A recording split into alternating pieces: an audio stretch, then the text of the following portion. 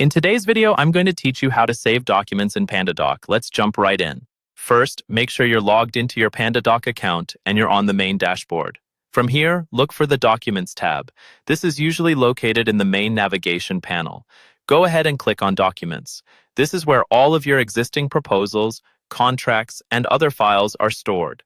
Once you're in the Documents section, find the specific document you want to save to your computer.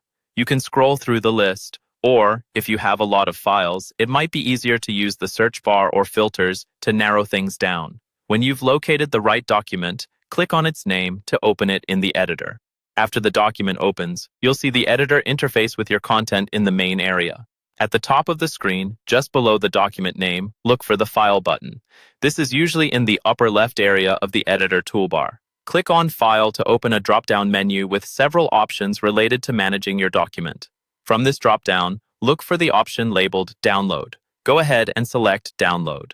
This tells Pandadoc that you want to save a copy of the document to your device, rather than just keeping it stored in your Pandadoc account online. Once you click Download, Pandadoc will ask you to choose a format. Here, select PDF. PDF is the best choice in most situations because it preserves your layout and formatting, and it's easy to open on almost any device without special software.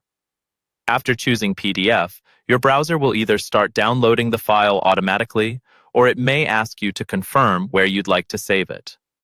Choose a folder that you'll remember, such as your desktop or a dedicated Documents folder.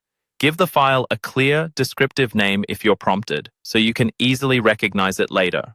When the download finishes, you'll have a local copy of your Pandadoc document saved on your computer as a PDF. You can now share it by email, upload it to cloud storage, or keep it as a backup, and that's all there is to it. Open your document, use the File menu, choose Download, and select PDF to save it to your local drive.